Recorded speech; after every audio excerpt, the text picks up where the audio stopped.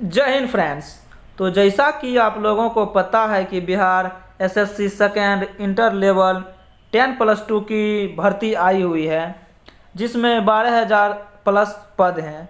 इसी के ऊपर एडुटेरिया का न्यू प्रैक्टिस बुक आया है, जिसमें कुल 15 मॉडल प्रैक्टिस सेट दिए गए हैं, जिसका प्रत्येक दिन प्रत्येक सेट का डिस्कशन कराया जा रहा है, जिसमें आज प्रैक्टिस सेट नंबर 4 का डिस्कशन कराया जाएगा।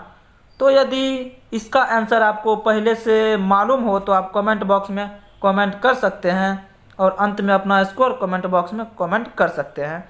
तो चलते हैं क्वेश्चन नंबर 1 की तरफ। क्वेश्चन नंबर 1, शाह आलम द्वितीय ने ईस्ट इंडिया कंपनी को बंगाल, बिहार तथा उड़ीसा की दीवानी कब प्रदान की? यानी शाह आलम द्वितीय ने ईस्ट इंडिया कंपनी को बंगाल, बिहार तथा उड़ीसा की दीवानी किस ईस्वी को प्रदान की थी? तो इसका ऑप्शन नंबर सी, यानी 12 अगस्त 1765 को 12 अगस्त 1765 को ईस्ट इंडिया कंपनी ने शाह आलम द्वितीय से बिहार, बंगाल एवं उड़ीसा की दीवानी ले ली थी। Option number C. Question number 2, निम्नलिखित में से किसे भारतीय पत्रकारिता का राजकुमार कहा जाता है? तो भारतीय पत्रकारिता का राजकुमार कृप्तोदास पाल को कहा जाता है। ऑप्शन नंबर डी, कृप्तोदास पाल को भारतीय पत्रकारिता का राजकुमार कहा जाता है और भारतीय पत्रकारिता का जनक राजा राम मोहन राय को कहा जाता है। क्वेश्चन नंबर 3, लॉर्ड डलहौजी की राज्य हड़प नीति के अंतर्गत सर्वप्रथम किस राज्य का विलय हुआ था? लॉर्ड डलहौजी ने जो राज्य हड़प नीति चालू किया था, उसके तहत सर्वप्रथम किस राज्य का विलय हुआ? तो वह ऑप्शन नंबर बी, सतारा, यानी सतारा राज्य को लॉर्ड डलहौजी ने सर्वप्रथम राज्य हड़प नीति के अंतर्गत ब्रिटिश साम्राज्य में विलय किया, सतारा। क्वेश्चन नंबर 4, पुस्तक a nation is making, a nation is making किसने लिखी है? ए नेशन इज मेकिंग नामक पुस्तक की रचना सुरेंद्रनाथ बनर्जी ने किया। Option number D, Surendranath Banerjee ने ये पुस्तक है ए नेशन इज मेकिंग, उसकी रचना की थी। क्वेश्चन नंबर 5, किस आंदोलन से पूर्व गांधी जी ने कहा मैंने रोटी मांगी थी, बदले में मुझे पत्थर मिला? किस आंदोलन से पहले महात्मा गांधी ने कहा मैंने रोटी मांगी, बदले में हमें पत्थर मिला? तो यह ऑप्शन नंबर सी, सविनय अवज्ञा आंदोलन। सविनय अवज्ञा आंदोलन के समय महात्मा गांधी ने कहा था कि मैंने रोटी मांगी और बदले में मुझे पत्थर मिले। Option number C. Question number 6, जिया तरंग आंदोलन का प्रारंभ कहाँ हुआ था? ये जिया तरंग आंदोलन जो है, इसका प्रारंभ कहाँ हुआ? तो मणिपुर। जिया तरंग आंदोलन का प्रारंभ मणिपुर में हुआ। Option number A. Question number 7, मुसलमानों में शिक्षा प्रसार के लिए बिहार के किस जिले में 1872 ईस्वी में साइंटिफिक सोसाइटी का गठन किया गया? यानी बिहार के किस जिले में 1872 में साइंटिफिक सोसाइटी का गठन किया गया? किसके द्वारा? तो मुसलमान के द्वारा। यह मुजफ्फरपुर जिला था, मुजफ्फरपुर जिला। ऑप्शन नंबर डी, मुजफ्फरपुर जिला में मुसलमानों ने शिक्षा के प्रसार के लिए 1872 ईस्वी को साइंटिफिक सोसाइटी का गठन किया। क्वेश्चन नंबर 8, पटना युवक संघ की स्थापना किस वर्ष हुई? पटना युवक संघ की स्थापना किस वर्ष हुई? तो इसका ऑप्शन नंबर सी, 1927 को पटना युवक संघ की स्थापना हुई। 1927 इस समय कैबिनेट मिशन की भी स्थापना हुई थी। क्वेश्चन नंबर 9, हुमायूं द्वारा लड़े गए निम्नलिखित युद्ध में से कौन सा युद्ध सबसे बाद में लड़ा गया? मतलब सबसे बाद में हुमायूं ने इस 4 युद्ध में से किस युद्ध को सबसे बाद में लड़ा था? तो इसका ऑप्शन नंबर डी, सरहिंद का युद्ध। सरहिंद का युद्ध हुमायूं ने लास्ट में लड़ा था, यानी सबसे बाद में सरहिंद का युद्ध हुमायूं के द्वारा लड़ा गया। क्वेश्चन नंबर 10, आदि ग्रंथ अथवा गुरु ग्रंथ साहिब, यानी आदि ग्रंथ को ही गुरु ग्रंथ साहिब कहते हैं। आदि ग्रंथ या गुरु ग्रंथ साहिब का संकलन निम्नलिखित में से किसके द्वारा किया गया? यानी कौन सा गुरु है जो आदि ग्रंथ का संकलन किया है? तो इसका ऑप्शन नंबर डी, गुरु अर्जुन देव। ऑप्शन नंबर डी, गुरु अर्जुन देव ने आदि ग्रंथ यानी गुरु ग्रंथ साहिब का संकलन किया है। क्वेश्चन नंबर 11, निम्नलिखित में किस हड़प्पाई स्थल से एक उन्नत जल प्रबंधन का साक्ष्य प्राप्त हुआ?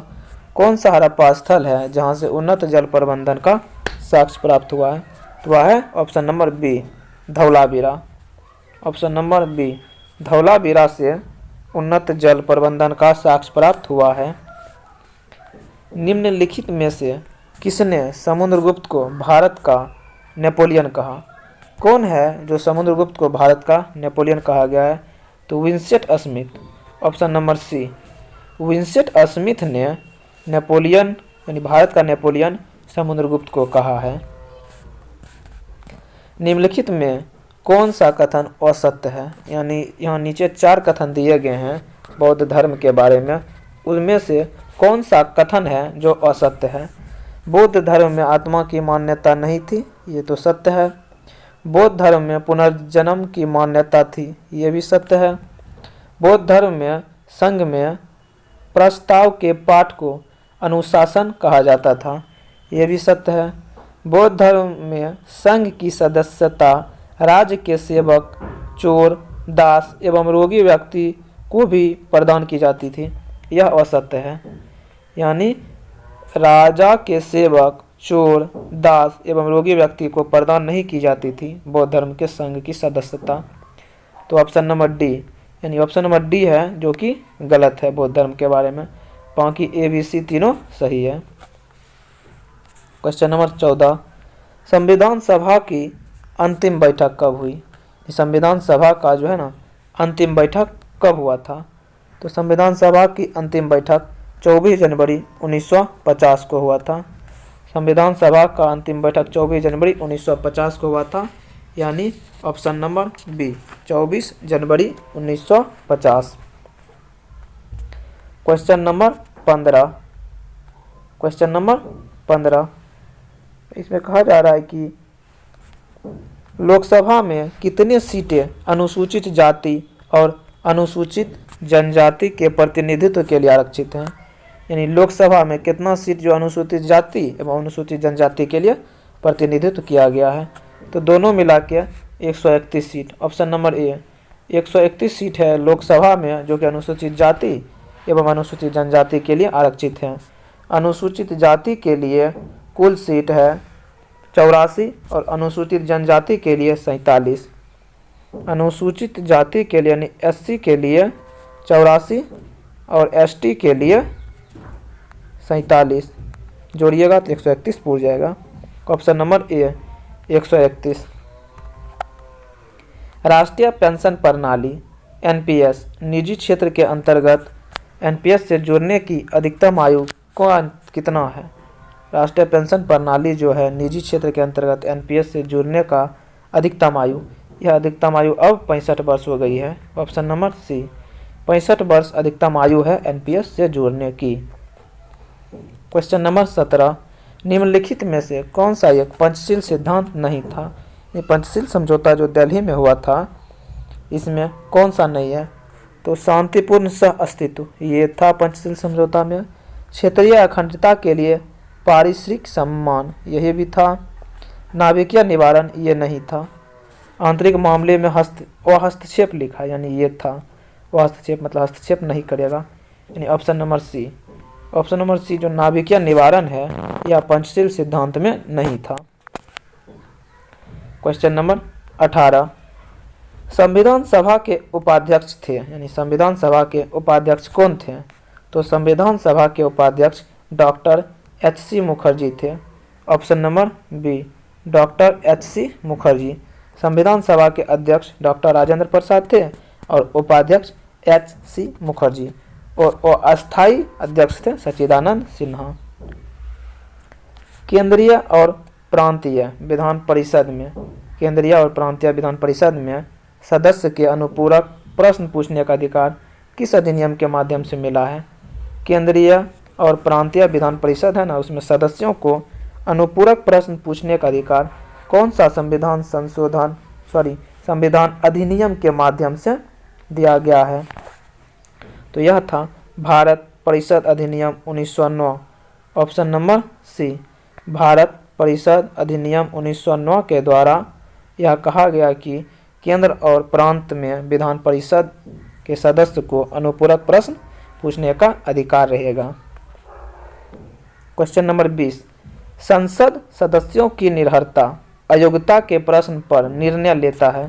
यानी संसद के सदस्य है ना, उसकी अयोग्यता और निर्भरता के प्रश्न पर निर्णय कौन लेता है? यह लेता है भारत के निर्वाचन आयोग के परामर्श से भारत का राष्ट्रपति। कौन लेगा? भारतीय निर्वाचन आयोग के परामर्श पर भारत के राष्ट्रपति लेगा। ऑप्शन नंबर डी, यानी भारतीय निर्वाचन आयोग के परामर्श से भारत का राष्ट्रपति लेगा कि संसद के जो सदस्य है वह अयोग्य है या नहीं। अंतर्राष्ट्रीय अम्ल वर्षा सूचना केंद्र स्थापित है। अंतर्राष्ट्रीय अम्ल वर्षा सूचना केंद्र कहाँ स्थापित है? तो यह ओस्लो में है। अम्ल वर्षा से अम्ल वर्षा से Oslo. Option number C, Oslo. Norway की राजधानी जो ओस्लो है, यहीं पर अंतर्राष्ट्रीय अम्ल वर्षा एवं सूचना केंद्र स्थापित है। भारतीय मानक समय की यामोत्तर नहीं गुजरती है। भारतीय मानक समय रेखा जो 82.5 डिग्री पूर्वी देशांतर है, वह किस राज्य से नहीं गुजरती है? आंध्र प्रदेश से गुजरती है, छत्तीसगढ़ से गुजरती है, उत्तर प्रदेश से गुजरती है, महाराष्ट्र से नहीं गुजरती है। ऑप्शन नंबर सी, महाराष्ट्र से नहीं गुजरती है। टोटल 5 राज्यों से गुजरती है 82.5 डिग्री पूर्वी देशांतर। उत्तर प्रदेश, छत्तीसगढ़, आंध्र प्रदेश, उड़ीसा और एक राज्य है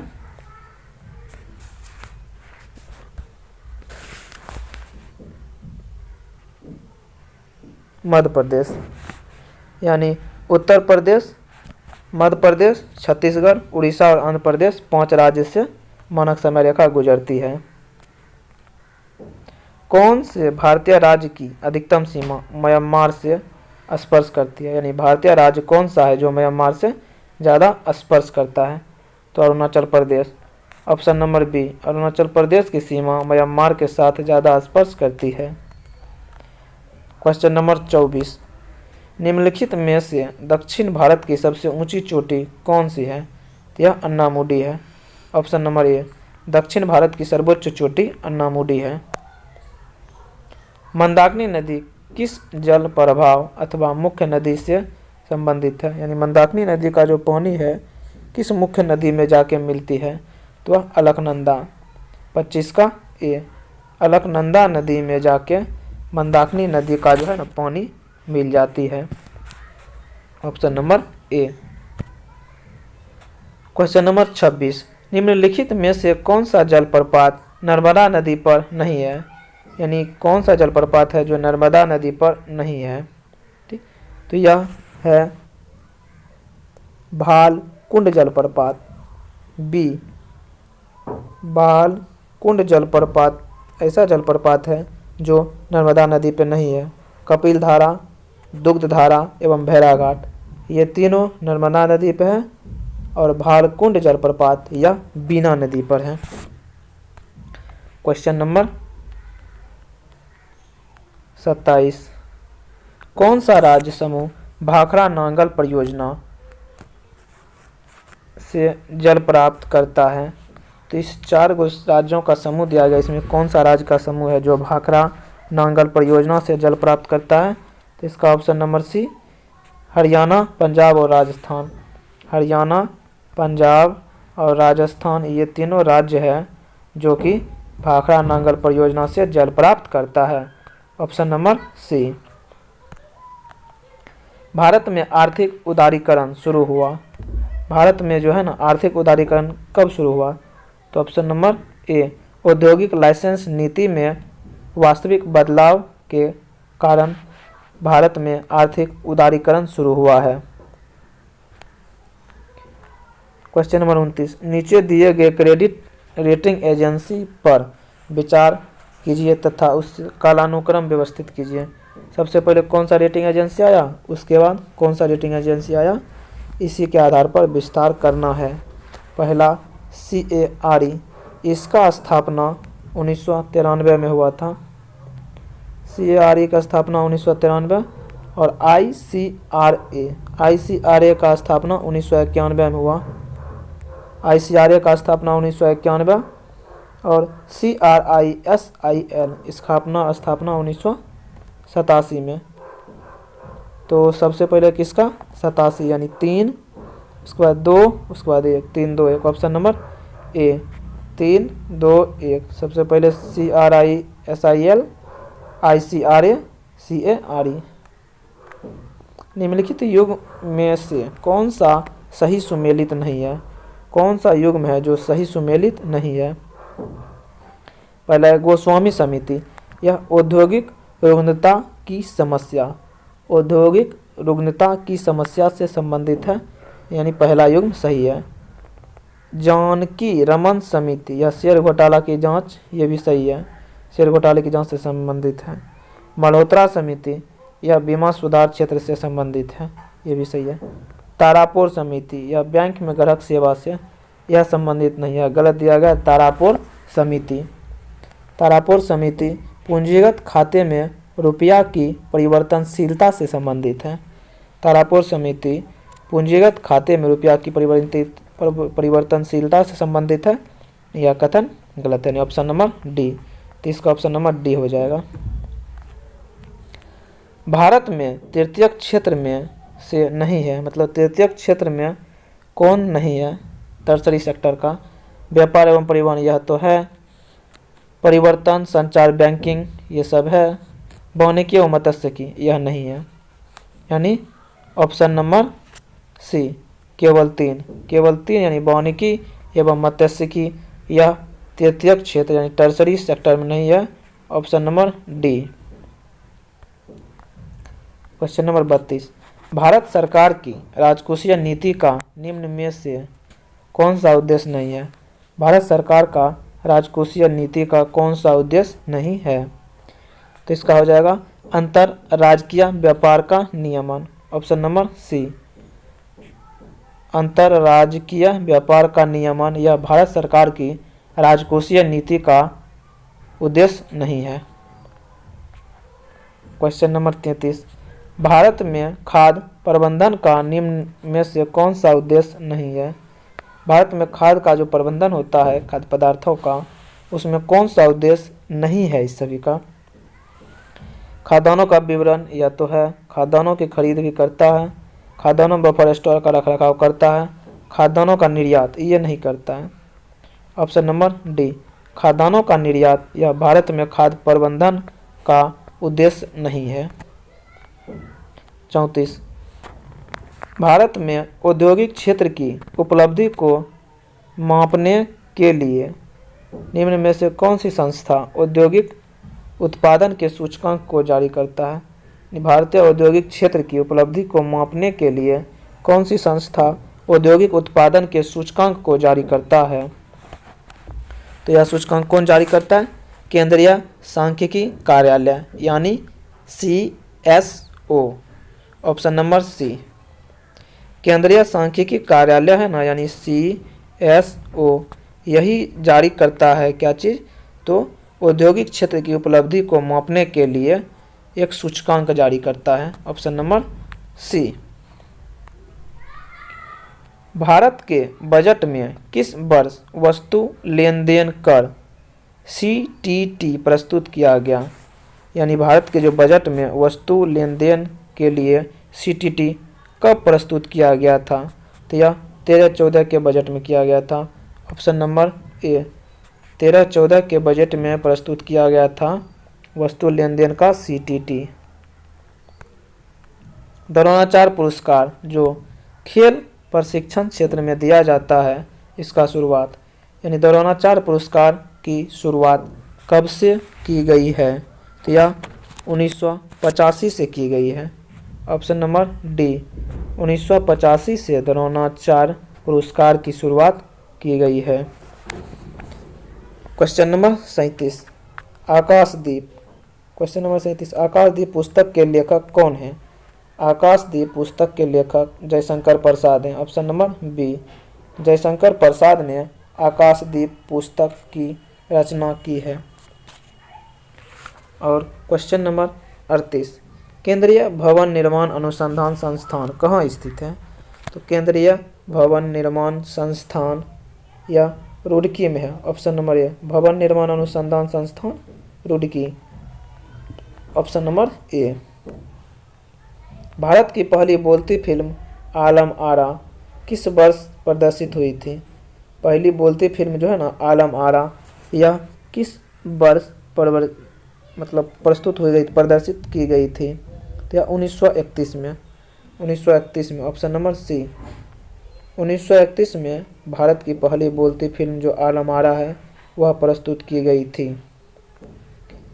बिहार का जो जातिगत जनगणना हुआ है 2022 में, उसमें बिहार की कुल जनसंख्या कितनी है?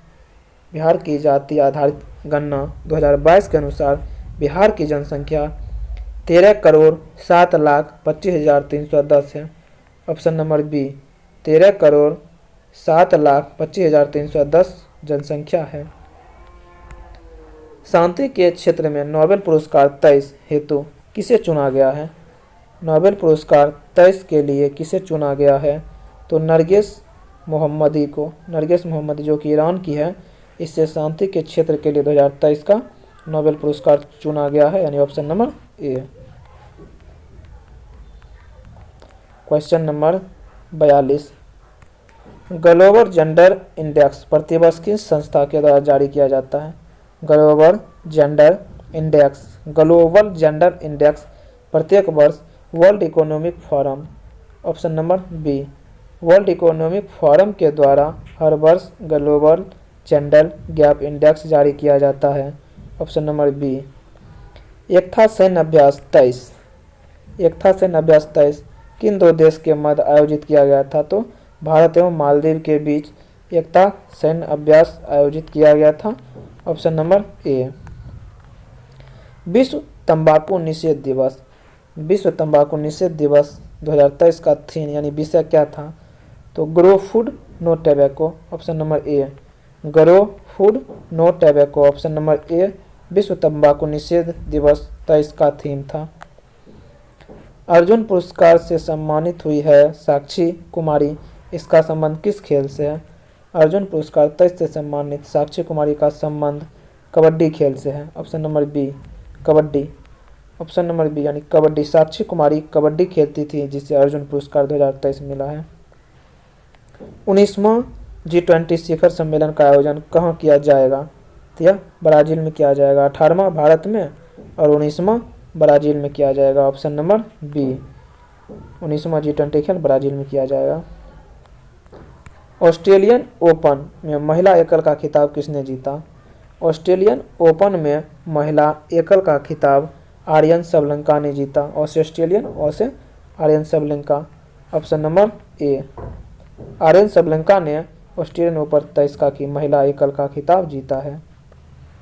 मुख्यमंत्री शिक्षा पुरस्कार योजना, मुख्यमंत्री शिक्षा पुरस्कार योजना की शुरुआत किस राज्य के द्वारा किया गया? मुख्यमंत्री शिक्षा पुरस्कार योजना की शुरुआत किस राज्य के द्वारा किया गया? तो ओडिशा राज्य के द्वारा किया गया।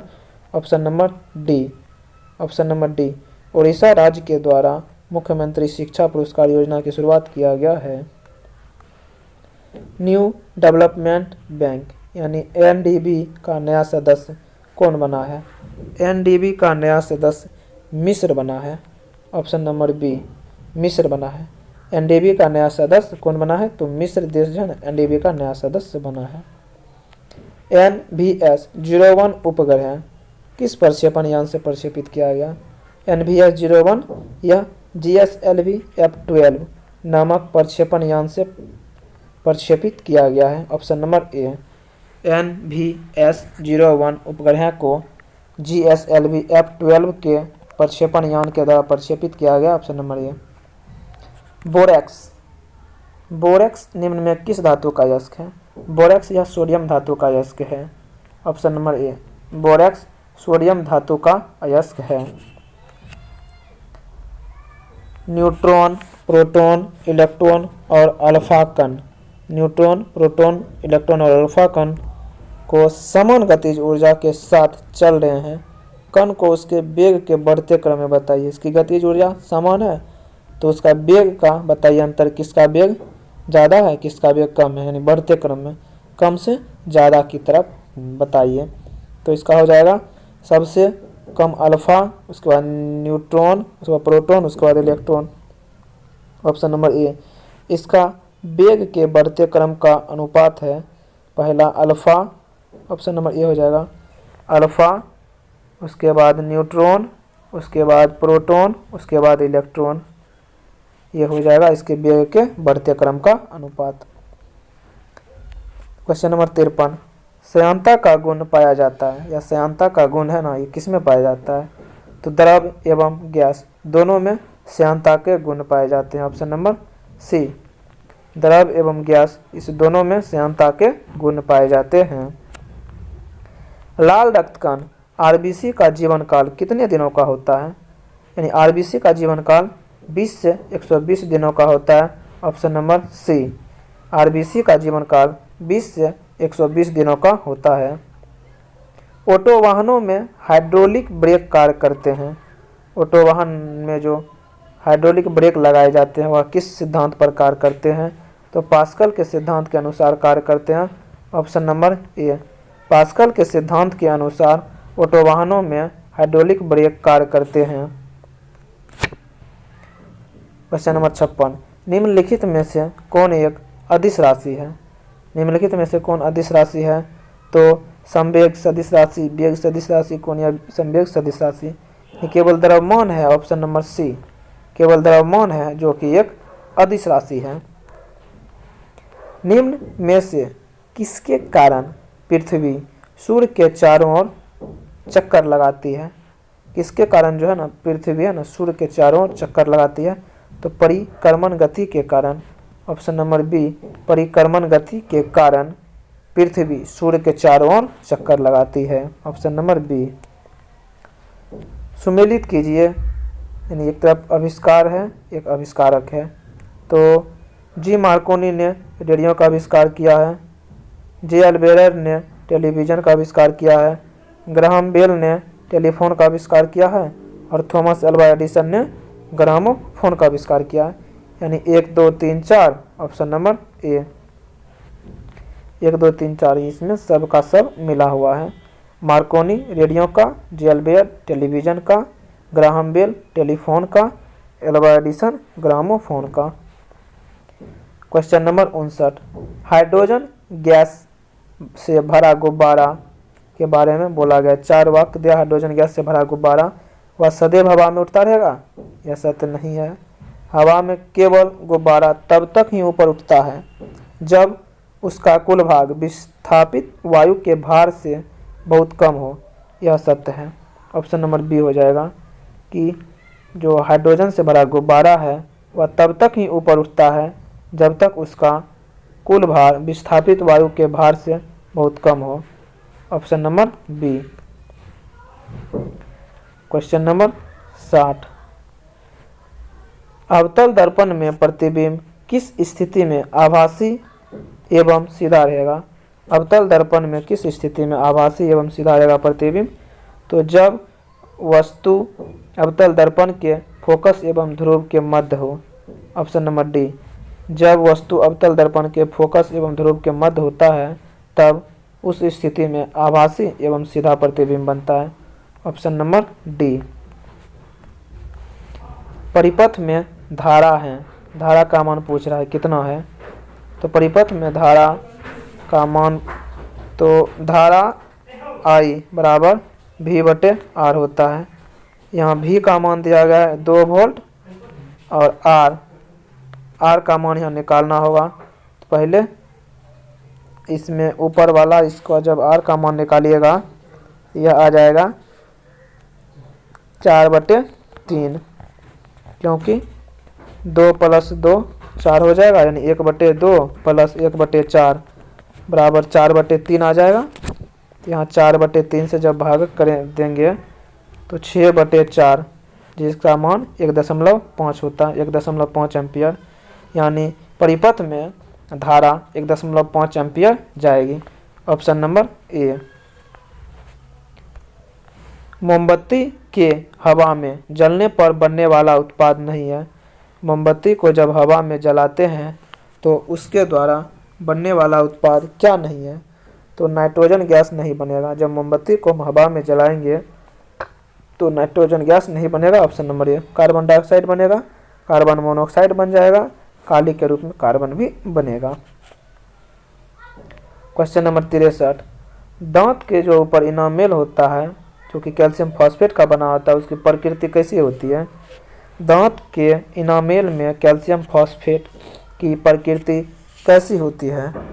तो यह सामान्यतः क्षारीय होता है। ऑप्शन नंबर ए। यह जो क्षारीय होता है, इनामेल प्रायः क्षारीय होता है। निम्नलिखित कथनों में से कौन सही है? नीचे 4 कथन दिए गए, इसमें से कौन सा सही है ज़्यादा? सभी धातु तन्य हैं, तो ऐसा बात नहीं है, कुछ कुछ धातुएं तन्य नहीं होती है। सभी धातुएं तन्य होती है, सामान्यतः धातुएं तन्य होती है। ऑप्शन नंबर सी ये सही है। सामान्यतः सभी धातु तन्य होती है, कुछ कुछ धातुएं जो कि तन्य नहीं होती है। Option number C. कोशिका का निम्नलिखित में से कौन सा भाग निर्जीव है? तो कोशिका का कौन सा भाग है जो निर्जीव है? तो रिक्तिका है ना, कोशिका में निर्जीव भाग है। ऑप्शन नंबर बी, रिक्तिका कोशिका में निर्जीव भाग है। Option number B. 66, निम्नलिखित में से किसे कोशिका द्रव का भाग नहीं माना जाता है? किसे कोशिका द्रव का भाग नहीं माना जाता है? तो नाभिक को। ऑप्शन नंबर बी, नाभिक को कोशिका द्रव का भाग नहीं माना जाता है, नाभिक एक अलग होता है। ऑप्शन नंबर बी, धमनी और शिरा में रक्त का पीएच मान होता है। धमनी और शिरा में रक्त का पीएच मान कैसा होता है? किसमें रक्त का पीएच मान ज़्यादा होता है, किसमें कम होता है? तो इसका ऑप्शन नंबर सी होगा, शिरा में अधिक एवं धमनी में कम। ऑप्शन नंबर सी, शिरा में पीएच मान अधिक रहेगा रक्त का और धमनी में पीएच मान कम रहेगा रक्त का। Option number C. निम्नलिखित में से कौन सी वास्तविक मछली है? निम्नलिखित में से कौन सा है जो वास्तविक मछली है? यह स्टारफिश मछली नहीं है, जेलीफिश भी नहीं है, डॉगफिश भी नहीं है, समुद्री घोड़ा। यह एक वास्तविक मछली है। ऑप्शन नंबर डी, समुद्री घोड़ा एक वास्तविक मछली है। क्वेश्चन नंबर 69, जंपिंग जीन के सिद्धांत का प्रतिपादन किसने किया? जंपिंग जीन के सिद्धांत का प्रतिपादन बराबर मैक्सिटॉक ने किया। ऑप्शन नंबर सी, बराबरा मैक्सिटॉक। ऑप्शन नंबर सी, बराबरा मैक्सिटॉक ने किया है जंपिंग जीन के सिद्धांत का प्रतिपादन। मानव शरीर में पाए जाने वाला तत्व का सही क्रम कौन सा है? तो मानव शरीर में जो तत्व पाया जाता है उसका सही क्रम कौन सा है? तो सबसे अधिक ऑक्सीजन, उसके बाद कार्बन, उसके बाद हाइड्रोजन, उसके बाद नाइट्रोजन, उसके बाद कैल्शियम होता है। ऑप्शन नंबर ए, oxygen, carbon, hydrogen, nitrogen, calcium, यह मनुष्य के शरीर में पाया जाता है इसी क्रम में तत्व। ऑप्शन नंबर ए। 71, निम्नलिखित में से कौन सा युग्म पादप हार्मोन के संबंध में सुमेलित नहीं है? पादप हार्मोन के बारे में लिखा गया है, इसमें कौन सा युग्म है ना जो सुमेलित नहीं है? एक है ऑक्सिन्स, फल पकाने में, यही सुमेलित नहीं है। ऑप्शन नंबर ए, ऑक्सिन्स जो लिखा है फल पकाने में, यह एक वृद्धि वर्धक हार्मोन है। यह कैसा है? वृद्धि वर्धक हार्मोन है। जिब्रेलिन, यह बौने पौधे की लंबाई में वृद्धि करता है, यह सत्य है। साइटोकाइनिन, यह कोशिका विभाजन करता है, यह भी सत्य है। और एसिटिक एसिड, यह वृद्धि रोधक है, यह भी सत्य है। इसका ऑप्शन नंबर ए होगा जो कि सुमेलित नहीं है, ऑक्सिन्स जहाँ लिखा है फल पकाने में। क्वेश्चन नंबर 72, रासायनिक परिवर्तन में शामिल होता है, यानी रासायनिक परिवर्तन में इस चारों में से कौन सा शामिल है?